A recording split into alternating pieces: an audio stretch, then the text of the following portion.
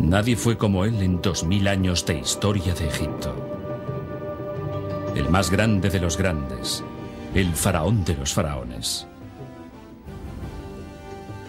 Ya siendo un niño soñaba con ser un soberano. Él, sin ninguna ayuda, iba a gobernar el país del Nilo. Se impuso metas sobrehumanas. Nadie sería capaz de derrumbar sus estatuas. Quiso llegar más lejos que todos los demás. Incluso quiso superar a los constructores de las pirámides. Combatió en la batalla más famosa que libraron los egipcios y firmó el primer tratado de paz del mundo. Deseaba ser inmortal y ordenó levantar monumentos para la eternidad. Quiso dirigir el destino de su pueblo para siempre. Gobernó más tiempo que todos sus antecesores. Hasta los 90 años no ocupó un sitio al lado de los dioses.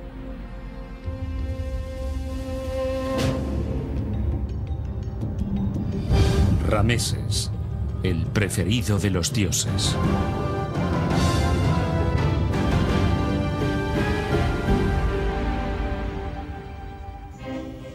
Su sueño de infancia se convirtió en realidad en el año 1289 antes de nuestra era.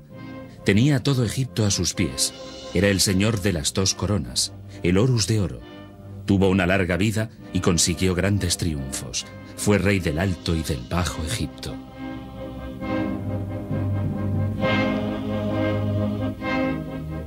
Los sacerdotes le proclamaron rey en la sala del trono del palacio y le ungieron con óleo santo. Y a partir de ese momento, gobernó a más de 1000 sacerdotes en todo el país. Tanto como el faraón, eran los siervos de los dioses quienes regían el destino de Egipto.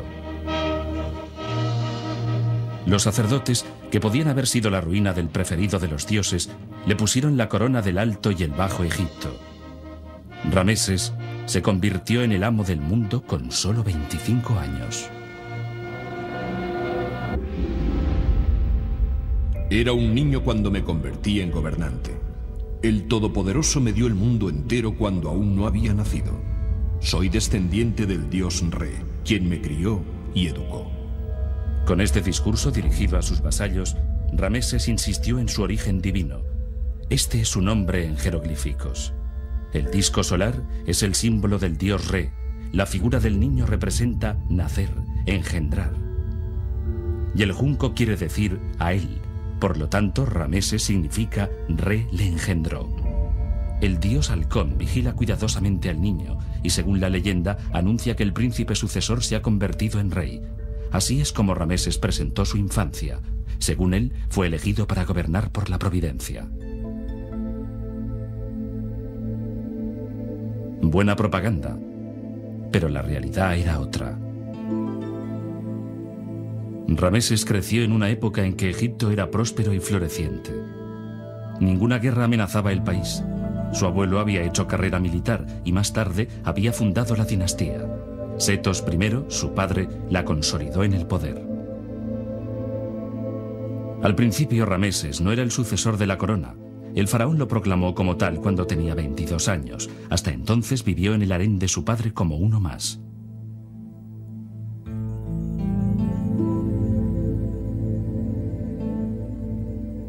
Pero el niño solo soñaba con llegar a ostentar algún día el poder sobre Egipto y, como el halcón, sobrevolar el país del Nilo para protegerlo.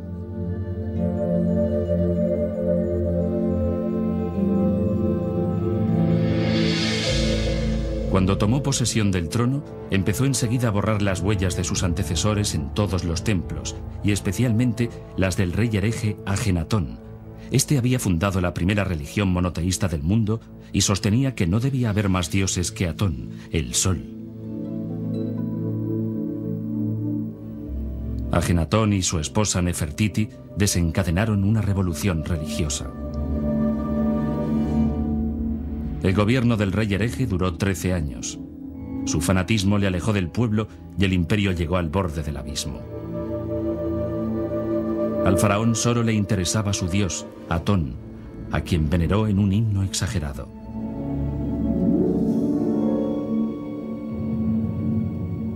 Antes de mudarse a la nueva capital, Tel el Amarna, Ajenatón derrumbó las estatuas del dios imperial Amón, cerró el templo de Karnak y dispersó a los sacerdotes. Destruyó miles de metros cúbicos de venerables construcciones de piedra. Después de la temprana muerte de Ajenatón, la calma volvió rápidamente. Amón y los sacerdotes regresaron. ¿Cómo hubiera podido sobrevivir un culto que robó el poder de los siervos de Dios? En aquel entonces, su templo en Karnak ya había sido durante casi 1000 años el centro religioso del país. Setos I empezó la restauración del conjunto. Pero fue Rameses quien llevó a cabo un plan de construcción gigantesco que posteriormente no fue superado por ningún otro faraón.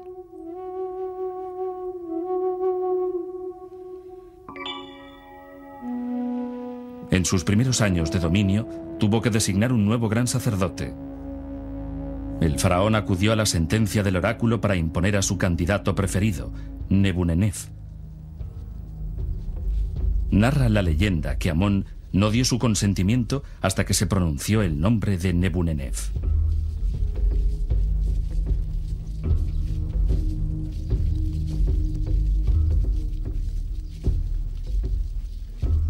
Antes de su designación, Nebunenef no era sacerdote de Amón y no pertenecía al templo de Karnak.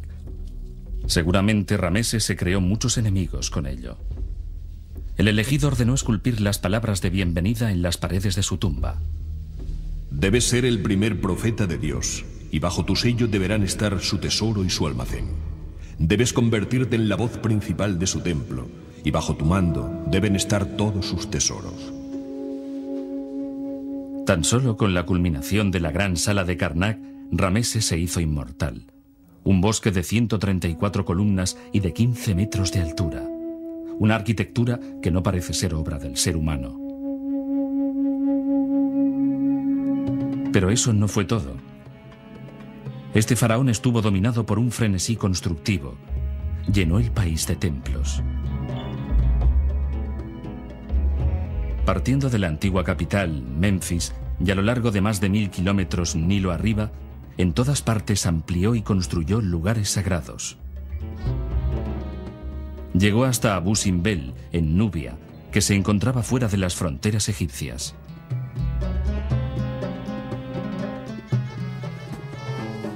Los cultivos de cereales se extendían a lo largo del Nilo. El granero del Próximo Oriente no solo alimentaba a la población del país. Más de una vez, la abundancia de las cosechas egipcias también salvó vidas humanas en los estados vecinos. Si la inundación anual llegaba puntualmente, los campesinos podían transportar el agua a campos situados a un nivel superior y así ampliar la tierra cultivable. Las inundaciones llenaban los campos de limo nutritivo, un abono natural que aseguraba entre 3 y 4 cosechas al año. Pero si la inundación faltaba durante varios años seguidos, se vaciaban los graneros y la población pasaba hambre. Los egipcios también utilizaban el limo del Nilo para fabricar adobes para sus casas. La masa húmeda se secaba rápidamente al sol. Incluso los palacios de la gente importante se construían con este material perecedero. La piedra se reservaba para los monumentos que debían ser eternos: los templos, las estatuas y las tumbas de los faraones. Tan solo para la pirámide de Kéope se tallaron 2 millones de bloques.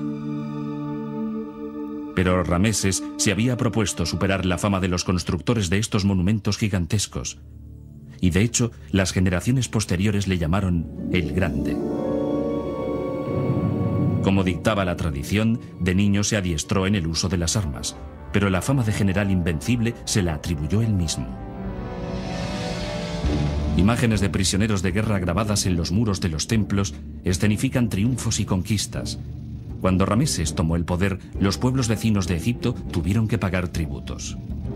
Solo al norte de Palestina quedó un pequeño estado sin ser sometido. La guerra se desarrolló con éxito. Los soldados veneraron al soberano llamándole protector de Egipto y domador de los extranjeros. Después atacó a los hititas. Desde hacía varias generaciones, los egipcios mantenían un conflicto militar con estos. En el 5.º año de su dominio, el joven faraón quiso expulsar de una vez por todas al odiado enemigo del Próximo Oriente. Rameses salió de Menfis con 4 divisiones y 20.000 hombres. Los 5.000 carros de combate eran la columna vertebral del ejército. Estos carros, tirados por caballos, tenían 2 ruedas y eran muy rápidos. Su dotación estaba formada por el conductor, que también sostenía el escudo, y por un luchador. Cerca de la ciudad de Kadesh, en la Siria actual, tuvo lugar la famosa batalla que está descrita en documentos de ambas partes. Todo un espectáculo. Por primera vez, un rey egipcio y otro hitita se enfrentaban cara a cara. Les vencí a todos yo solo, pues mi infantería y los carros de combate me habían abandonado. Así consta en el informe del faraón. Aunque hay que decir que Rameses no estuvo completamente solo, es cierto que luchó ambiciosamente con pocos hombres contra la supremacía del enemigo. Mubatali, el legendario rey hitita, tendió una emboscada a Rameses y lo separó del resto de su ejército. Pero en el último momento, las tropas egipcias avanzaron y liberaron a su faraón ileso. Ante el peligro de una nueva ofensiva del ejército de Mubatali, que tenía el doble de hombres, los egipcios retrocedieron. Rameses, mediante una propaganda sin precedentes, convirtió la derrota en victoria. Ordenó esculpir la batalla en numerosos templos, presentándose a sí mismo como el gran vencedor. Según la idea que se tenía en aquel entonces, era imprescindible que el faraón derrotara al enemigo. Al menos salvó a su ejército de la total destrucción mediante su intuición política. Años más tarde, firmó con los hititas el primer tratado de paz de la historia, y como gran diplomático que era, se casó con una hija del rey. Así lo hizo constar en su templo funerario, el Rameseo. Una vez libre de las cargas bélicas, Rameses se entregó a su afición por los monumentos. ¿Fue también el faraón del Éxodo, de la salida de los israelitas de Egipto? El Antiguo Testamento habla de las tribus de Israel que décadas atrás habían emigrado a Egipto. Entonces un nuevo rey gobernó en Egipto, y dijo así: Sabed que el pueblo de Israel es más grande y más fuerte que nosotros. Debemos controlarlo con inteligencia. Y designaron tiranos que los sometieron a trabajos forzados. De esta forma construyeron las ciudades de Pitón y Rameses para el faraón. El faraón construyó en el delta del Nilo la ciudad de Pi-Rameses, con el fin de convertirla en sede de su gobierno, una ciudad magnífica que sustituyó a Menfis como capital. ¿Fueron sus soldados los que se hundieron con sus carros de combate en el Mar Rojo cuando perseguían a los israelitas? ¿Fue el gran Rameses quien negoció con el Moisés de la Biblia? La única vez que el nombre de Israel aparece en los textos egipcios no aclara la fecha del Éxodo. En esta estela, Minepta, hijo y sucesor de Rameses, glorificó sus triunfos sobre Libia y Gaza.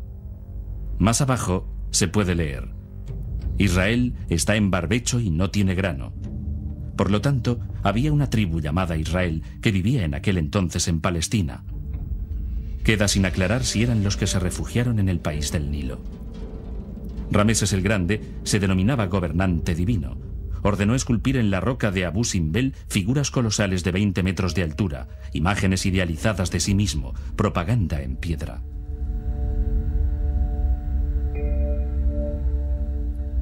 Pero ello no era suficiente. Dedicó una segunda edificación de culto a su gran esposa real Nefertari. Con ello, el faraón ascendió a su querida esposa a la categoría de diosa en vida. Seguramente fue una gran provocación para los sacerdotes conservadores. Algo así solo había sucedido una vez.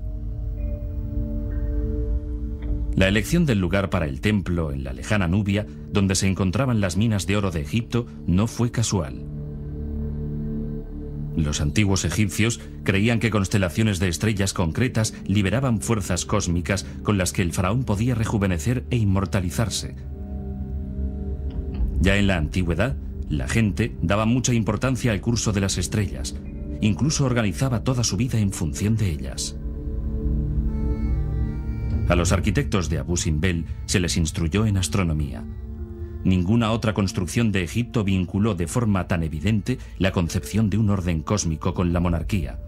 en la sala del gran templo se encuentra Rameses 8 veces ataviado con los ornamentos de rey, el garante de la inundación anual y por lo tanto de la riqueza del país.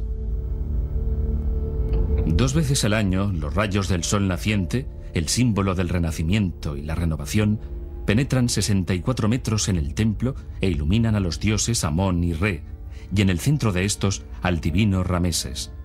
Esto sucede exactamente en los 2 días más importantes del calendario egipcio, el día 20 de octubre cuando empieza la siembra y el 20 de febrero cuando empieza la cosecha.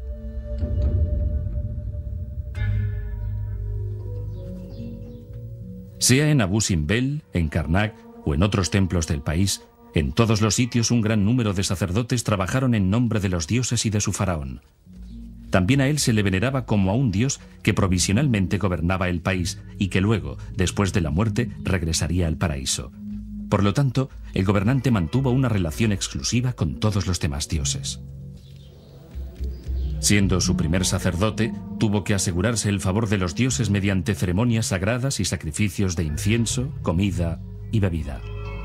De hecho, el faraón delegó en cada uno de los templos sus funciones a un elegido a quien él podía nombrar y también destituir.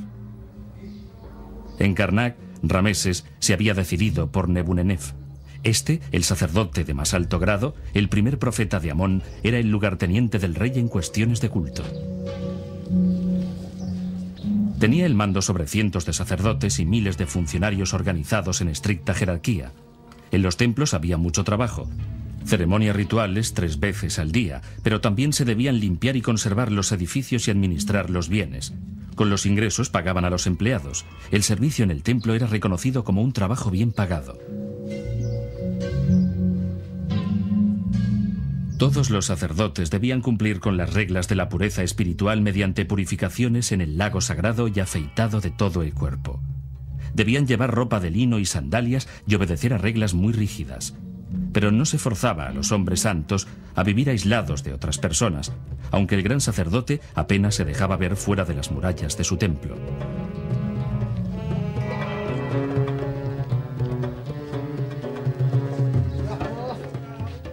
En el año 1249 antes de nuestra era, la alegría colmaba las calles de Tebas. Dentro de pocos días, Rameses iba a celebrar su primera fiesta Set. Para la gente, un acontecimiento muy importante. Después de 40 años de mandato, todo el pueblo podría celebrar la renovación simbólica de las fuerzas del envejecido faraón. Corrió la voz de que el gran sacerdote también acudiría a la fiesta. Todos lo querían ver, ya que tenía un papel muy importante en esta celebración. ¿Iban los dioses a reafirmar al faraón al igual que hicieron cuando fue coronado? En un pasado remoto, los sacerdotes habían eliminado a los reyes que habían perdido sus fuerzas. Pero Rameses podía confiar en Nebunenef. Este hombre que movía los hilos del poder religioso le era fiel.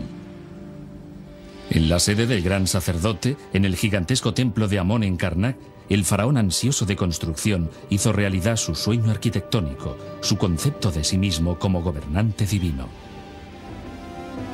El santuario había sido fundado casi un milenio antes. Todos los reyes mandaron construir monumentos en él y grabar en la piedra sus nombres y hazañas, y cada uno de ellos intentó superar a sus antecesores. Pero ninguno lo consiguió como Rameses. Él gobernó durante 60 años y celebró 14 veces la fiesta Set del rejuvenecimiento. Cientos de miles de trabajadores le sirvieron en todas las provincias del imperio. Hasta nuestros días ha llegado un discurso del rey. Oh vosotros, trabajadores, elegidos, fuertes, de manos curtidas, que habéis levantado por mí monumentos sin fin. Oh vosotros, duros trabajadores que nunca os cansáis y que cumplís con vuestro trabajo con gran esmero. Mi deseo es poderos mantener bien para no perderos. Hasta ese momento, jamás se había oído algo parecido en boca de un faraón. Rameses tenía motivos para alabar a los hombres. A ningún otro rey como él recuerdan tan impresionantes obeliscos. Ninguno de ellos mandó construir un mayor número de estas agujas de piedra, de estos rascacielos de la antigüedad. Tenían que alcanzar el cielo, pues en su punta, antiguamente bañada en oro, debía descansar el mismo dios Sol. Un solo obelisco requería más de 1000 toneladas de granito de las canteras de Asuán.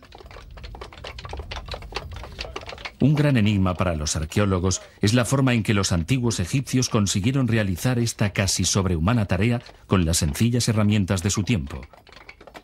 Primero perforaban profundos pozos para comprobar la calidad de la piedra. Después limpiaban las caras picándolas pacientemente con pesados martillos de dolerita, que es más fuerte que el granito, 5 milímetros por hora.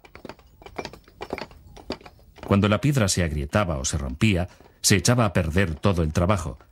Varios centenares de hombres debieron picar al unísono para extraer de la montaña los monolitos de más de 30 metros de altura y pulirlos. Todo ello en solo 7 meses.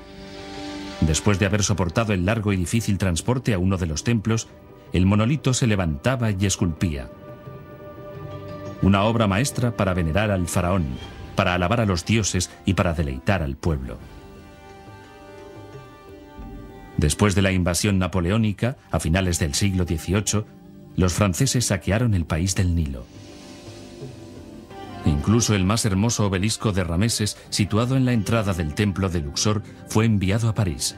Hoy en día se encuentra en la Plaza de la Concordia.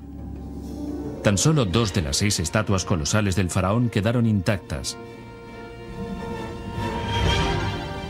Pero también el gran gobernante del Nilo se convirtió hace miles de años en ladrón para poder estar presente en todos los santuarios.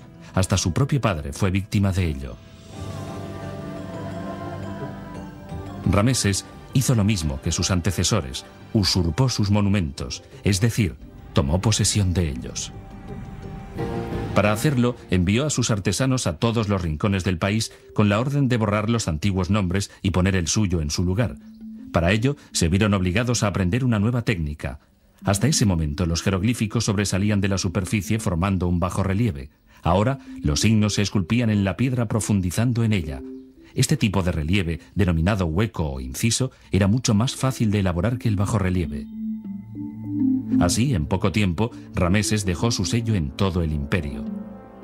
Su ambición aumentó desmesuradamente. El faraón quería sobrevivir en el tiempo a través de sus monumentos. Precisamente, el cambio en la técnica de elaboración de los relieves muestra al observador experto los casos de usurpación, ya que a menudo quedaron, debido a la prisa, fragmentos de antiguos nombres y títulos reales. Los artesanos estaban desbordados y el faraón no siempre descubría en sus inspecciones todos los fallos. Para él solo contaba una cosa: su nombre debía ser inmortal.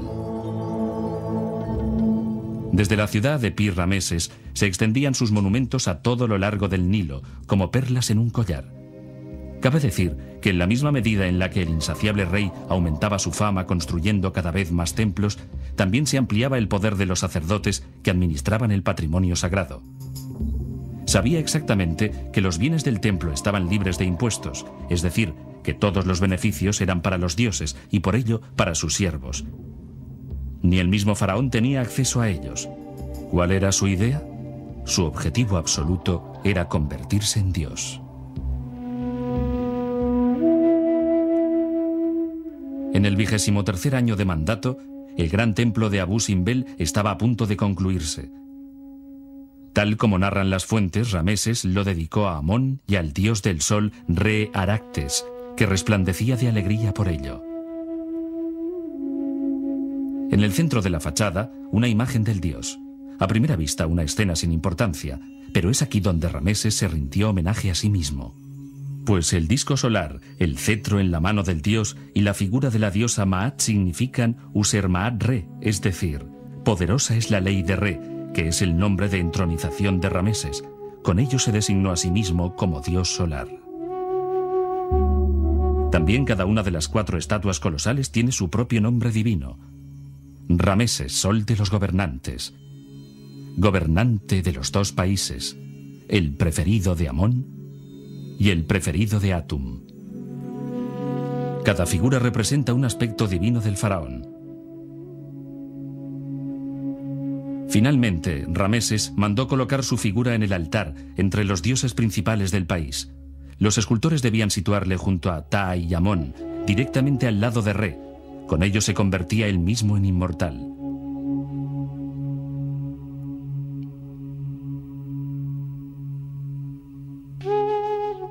En las paredes del templo se representaron sus primeros 45 hijos legítimos. El soberano quería cubrir también a su familia con su gloria. A los pies del faraón, su favorita Nefertari. Hermosas palabras la describen como princesa, señora del encanto y grácil cantante. Todo lo que pida se le concederá. Ella no era tan solo una de las 7 principales esposas del rey, sino indiscutiblemente su preferida. En el harén de su esposo vivían las más hermosas damas de Egipto e hijas de príncipes extranjeros. La casa de las mujeres estaba a la disposición de ellas, de sus hijos y de todas las mujeres de su familia. Las mujeres secundarias solo aparecían en público cuando daban a luz al sucesor al trono o eran llevadas al tribunal por conspiración. Las extranjeras eran tratadas prácticamente como rehenes. Política de matrimonio por razones de Estado. De este grupo, solo la hija del rey hitita compartía con Nefertari el título de Gran Esposa Real. Así lo habían negociado en el contrato matrimonial. Nefertari concibió para su esposo un primogénito, aunque murió mucho antes que su padre. Hay muchos indicios que demuestran que ella tenía un importante papel oficial al lado de su esposo. Nefertari, por la que el sol brilla.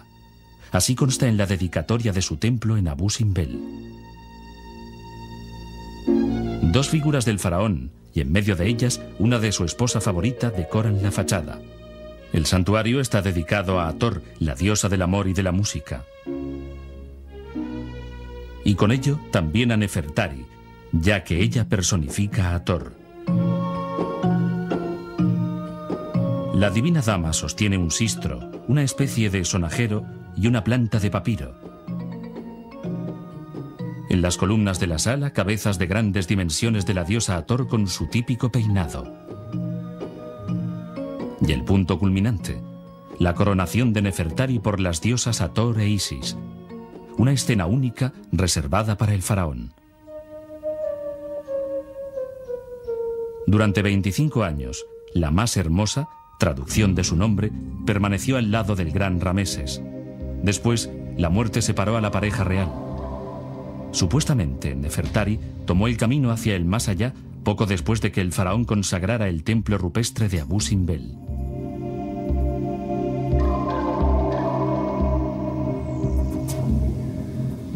Antes de poder darle sepultura, el cadáver debe ser preparado para la eternidad. Para ello, se precisan muchas sustancias olorosas y de conservación. Según creían los antiguos egipcios, solo con un cuerpo intacto se podía sobrevivir en el más allá. En el transcurso de los siglos se convirtieron en maestros de la momificación. Este laborioso y costoso proceso era llevado a cabo por expertos embalsamadores. Existían unas reglas muy estrictas. Primeramente, limpiaban al muerto y luego, a través de un pequeño corte, extraían los intestinos y los órganos internos de la cavidad abdominal.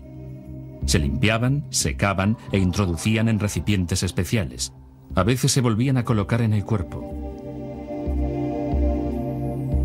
Solo el corazón, como centro del sentimiento y también del pensamiento y del entendimiento, permanecía en su lugar original. También se extraía el cerebro mediante un gancho introducido por la nariz.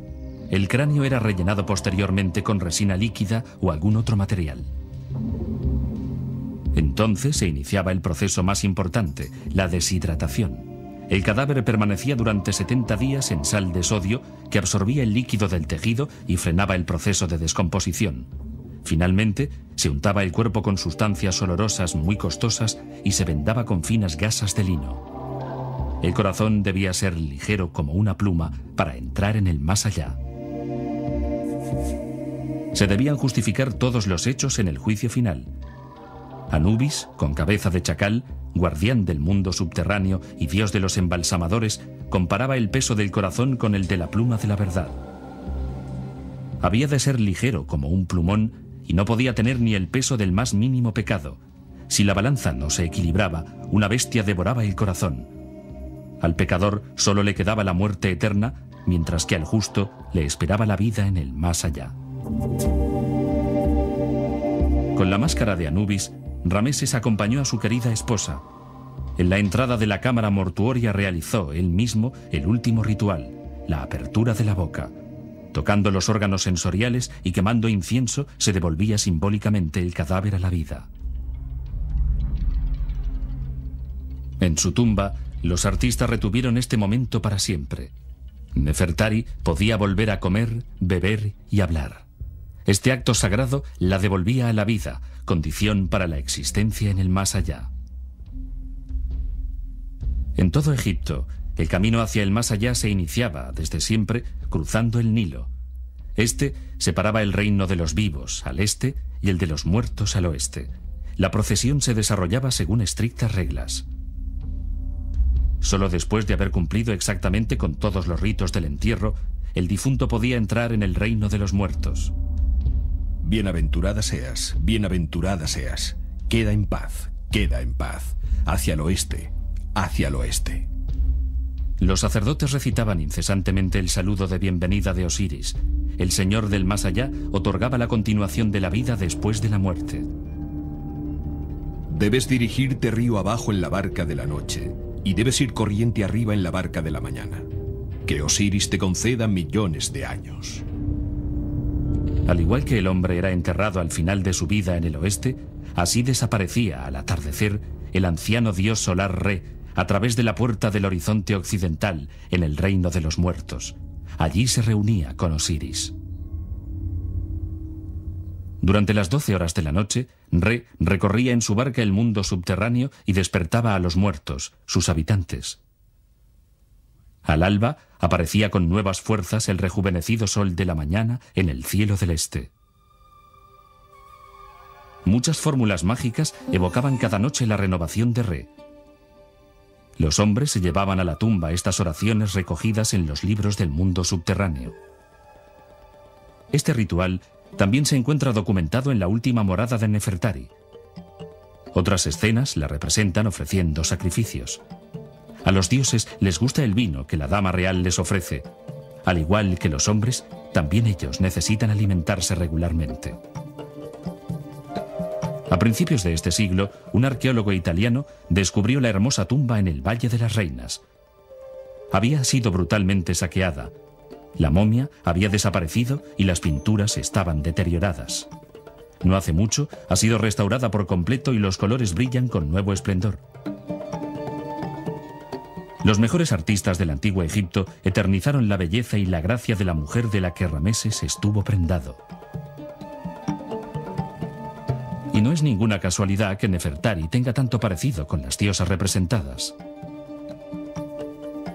En estas pinturas fue introducida definitivamente en el círculo de los inmortales.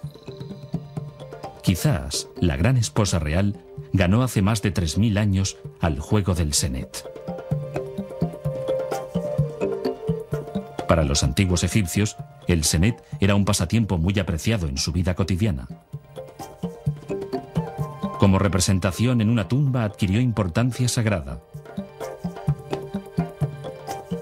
En su viaje a través del reino de los muertos, el jugador debe pasar por diferentes etapas del mundo subterráneo. Algunas casillas pueden ser peligrosas, pero cuando se gana una partida, se consigue un lugar en la eternidad. Si creemos lo que dicen las inscripciones de su tumba, la hermosa Nefertari tenía mucha suerte. En 1988, un espectacular descubrimiento en el Valle de los Reyes llevó de nuevo a Rameses el Grande a aparecer en los titulares de la prensa mundial. El arqueólogo estadounidense Ken Weeks encontró en unas investigaciones rutinarias la entrada a una tumba. Era el primero que accedía a las cámaras interiores. Se trata de la mayor instalación de este tipo descubierta hasta ahora. Aquí enterró Rameses a sus hijos, el faraón que amaba la monumentalidad. Aún tienen que pasar muchos años hasta que los investigadores saquen a la luz todo su esplendor. Quizás encuentren incluso las momias de los muertos o un pasadizo secreto hacia la tumba del padre, que está muy cerca. En 1871, 100 años antes, los hermanos Rasul rondaban por las montañas occidentales de Tebas. Casi todos los nativos se ganaban la vida saqueando tumbas. Profundamente escondida, al final de una hendidura, descubrieron una tumba. Desde hacía milenios, nadie había puesto los pies en ella. Los sueños de estos hombres parecían haberse hecho realidad. Había cajas con figuras de muertos por todas partes, innumerables estatuas de dioses y amuletos.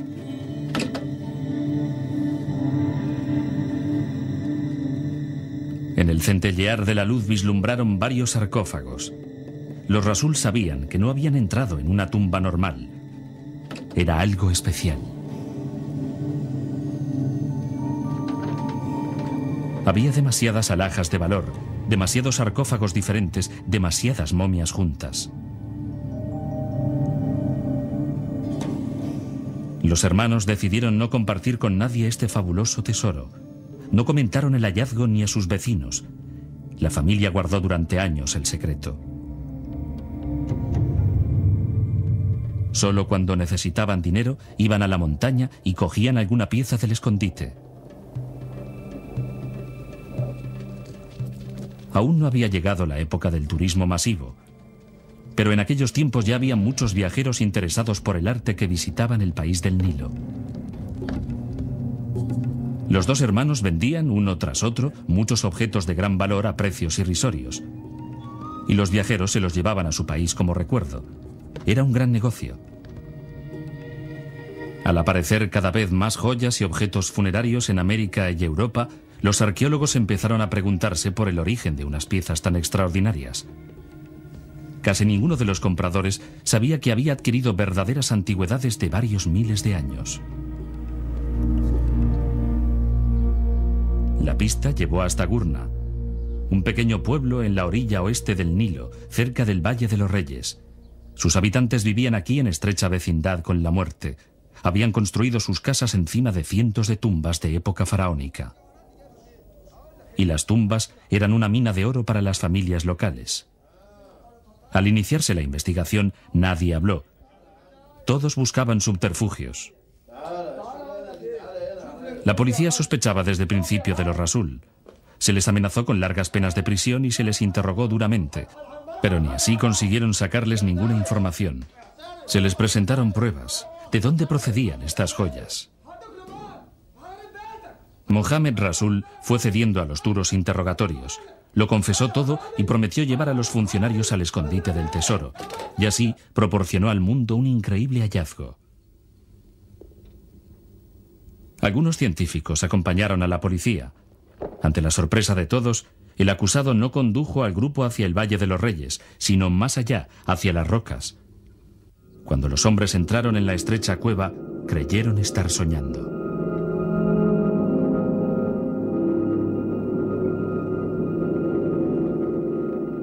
¿Qué significaban todos estos sarcófagos en un mismo lugar? ¿Quién los había llevado hasta allí? ¿Y con qué intención?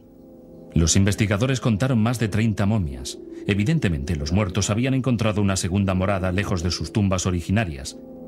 Tal como indican las inscripciones, entre ellas había también tumbas de sacerdotes y sacerdotisas. Algunos sencillos sarcófagos de madera estaban cubiertos por largos textos. El oro, las joyas y otros objetos sepulcrales habían sido en gran parte robados. Los científicos no habían visto nunca nada parecido. Cuando descifraron los nombres, quedaron estupefactos. Ante ellos descansaban 8 de los faraones más importantes del Imperio Nuevo, entre ellos Setos I y su hijo Rameses el Grande. Alguien había sacado las momias de los reyes de sus tumbas y las había preservado de la destrucción. Aún deberían pasar alrededor de 50 años hasta que el mundo descubriera la riqueza de la tumba, hasta entonces intacta, de Tutankamón. ¿Quién se había atrevido a cometer tal profanación y había robado los tesoros de los faraones? Este delito se castigaba con la pena de muerte. Se conservan algunas declaraciones de los implicados. En una de ellas, un cantero confiesa: encontramos la momia del rey con innumerables amuletos y joyas de oro. Su cabeza estaba cubierta por una máscara de oro. Robamos el oro, los amuletos y las joyas. De igual forma saqueé repetidas veces, junto con otros ladrones, las tumbas de funcionarios y campesinos. Y otro testifica: transportamos los sarcófagos interiores junto con otros restos a una isla del Nilo, y por la noche les prendimos fuego.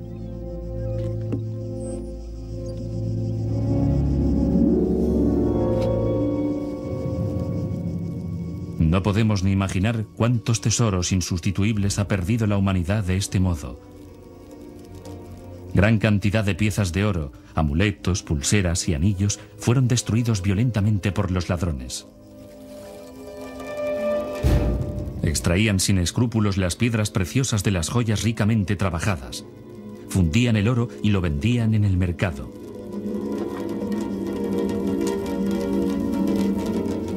En los 200 años que siguieron a la muerte de Rameses, entre los procesos por saqueo de tumbas, tan solo se encuentra un caso de profanación de una tumba real.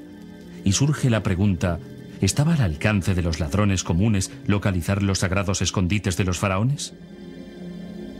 Hasta ese momento, alrededor del año 1000 antes de nuestra era, el Valle de los Reyes había permanecido intacto. Las tumbas estaban demasiado bien vigiladas y perfectamente protegidas de intrusos. Los arquitectos habían construido las moradas eternas de los reyes en la profundidad de la roca, en lugares aislados. Casi nadie conocía los accesos, pero la totalidad de las 28 tumbas de reyes fueron saqueadas en época faraónica. ¿Cómo pudo suceder? Para un ladrón común, salvar los inmensos obstáculos y robar los tesoros sin ser visto era una hazaña imposible. ¿Quién pudo entrar en el Valle Prohibido? ¿Quién encontró las cámaras selladas con los sarcófagos de oro y las entradas secretas que después de la muerte del faraón habían sido cerradas con las inmensas losas de piedra?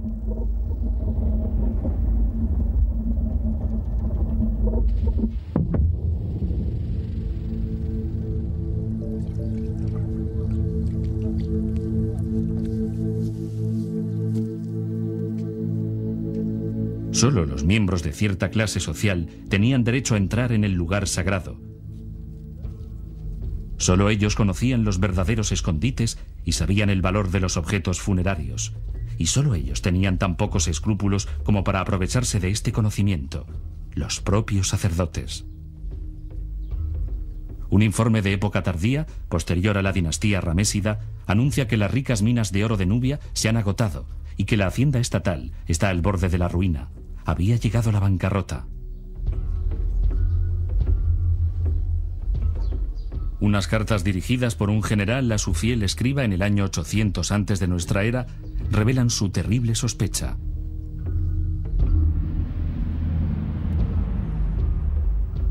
Quizás los descendientes de los siervos de los dioses, a los que Rameses ayudó a acumular tanta riqueza y poder, habían robado los tesoros de su tumba.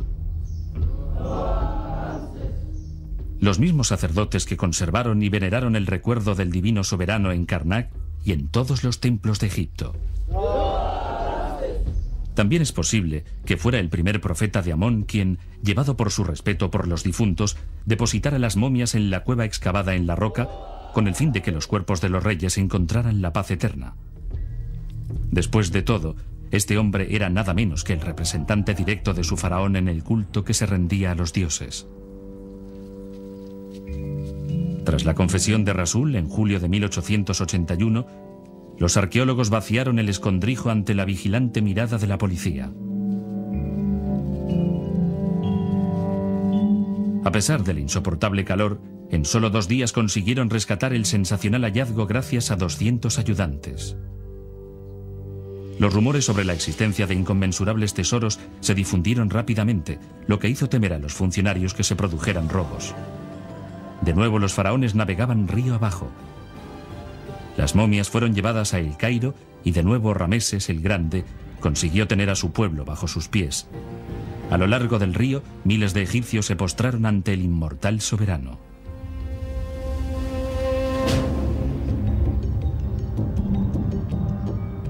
Casi un siglo más tarde, el infatigable Rameses emprendió un viaje al extranjero.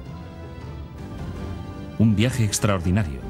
Los investigadores franceses querían arrancarle su último secreto, y esto significaba someterlo a cuidados médicos. Un saludo de honor en una base militar en París. Su Majestad ha llegado en avión y es recibido adecuadamente. No cabe duda de que al gran maestro de la propaganda política le hubiera encantado esta publicidad. Una recepción real para el legendario dirigente. En 1977, la momia fue examinada y tratada en un laboratorio especialmente preparado para ello. Lo que 3000 años de sueño en el desierto no habían conseguido, lo hizo en poco tiempo el húmedo aire del museo. El cadáver estaba infestado por 89 tipos de hongos altamente tóxicos. La terapia consistió en 9 horas de radiación de cobalto, y este fue el diagnóstico. A Rameses le costaría andar, tenía la columna vertebral soldada. Los embalsamadores habían devuelto el corazón a la cavidad pectoral y el cráneo había sido rellenado con cera. Llegó a cumplir 90 años, medía 1,73 metros de estatura y tenía el cabello rojizo. Los momificadores habían teñido de amarillo su pelo con henna. Las manos estaban cuidadas y vendadas con el más fino lino real. Sufría una grave esclerosis y supuestamente murió a causa de una intoxicación en la sangre debida a un absceso dental purulento. Los científicos redactaron un informe de más de 400 páginas sobre el hombre que un día fue llamado gobernante del mundo. Se sabe casi todo de él. Pero queda un secreto por descubrir. ¿Qué se llevó con él al más allá? ¿Cuántas estatuas y amuletos de oro? ¿Cuántos lechos y tronos suntuosos? Seguramente el gran Rameses fue sepultado con una riqueza que nuestra imaginación no alcanza a imaginar. Hasta el momento, Tutankamón es el único faraón del Valle de los Reyes cuya tumba se ha encontrado intacta. Cuando en 1922 el arqueólogo Howard Carter abrió la cámara sepulcral, quedó estupefacto. Salieron a la luz tesoros de belleza jamás vista, oro en abundancia. Cuánto esplendor para un rey sin ninguna importancia que murió a los 18 años y fue olvidado muy pronto. Era el sucesor al trono de Ajenatón, el faraón hereje de Amarna. A pesar de la renuncia de Tutankamón a la religión solar y de haber restaurado los antiguos cultos, Rameses le excluyó de las listas de reyes, quizás por razones de estado o quizás solo por soberbia. Seguramente los sacerdotes y saqueadores de tumbas ni le buscaron. Durante milenios, Tutankamón descansó tranquilamente entre sus fabulosas riquezas para continuar la vida en el más allá, escondido bajo la arena del desierto. Tan solo el sarcófago, de puro oro, pesa más de 100 kilos. En nuestra época, al ser descubierto rodeado de espectacular belleza, ha cambiado el papel con Rameses el Grande. Él, que en vida no gozó de importancia política como rey, se ha convertido, una vez muerto, en sinónimo del esplendor faraónico. Ha pasado a ser una superestrella de oro y piedras preciosas. Y en cambio, Rameses, que en vida hizo morder el polvo a sus enemigos, que mandó poner una encima de otra miles de toneladas de piedra en su memoria, perdió después de su muerte todo el esplendor que le rodeaba. Pero los turistas, que diariamente miran a través del cristal de su lecho, pueden ver que su rostro, incluso después de tantos milenios, conserva la dignidad de un gran gobernante. Solo a unos metros transcurre el ruidoso tráfico de El Cairo. Ningún transeúnte dedica un solo momento al más importante faraón de Egipto. Una de sus figuras colosales se encuentra rodeada de andamios en la plaza de la estación. Los gases de los tubos de escape de los vehículos han erosionado su superficie y han causado serios desperfectos. Por deseo de los arqueólogos, pronto será devuelta a Memphis, la antigua capital, donde en otro tiempo daba testimonio ante el gran templo de la divinidad del gobernante. Su sueño de inmortalidad se ha roto en miles de fragmentos que se esparcen por todo Egipto como un velo de piedra. La herencia del gran Rameses ha ocupado a muchas generaciones de investigadores, de igual modo como en vida el faraón tuvo a su servicio generaciones de arquitectos y de constructores. Incluso reducidas a ruinas, sus obras nos hablan de su poder, de su ambición y de sus delirios de grandeza, una voluntad de ser superior a todo y a todos.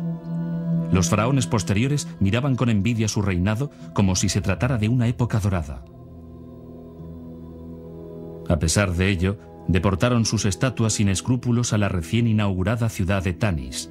Pi Rameses, la metrópolis de Rameses, fue convertida en cantera. Los himnos la evocan como una ciudad de inconmensurable riqueza, con salas enteras revestidas de lapislázuli y malaquita. Los palacios se han convertido en polvo, las estatuas de Rameses han caído, los templos se han desmoronado. Pero el sueño del soberano se ha cumplido. Rameses el Grande se ha convertido en inmortal. En el recuerdo de toda la humanidad vive para siempre como el faraón más grande que nunca tuvo Egipto. Rameses, el preferido de los dioses.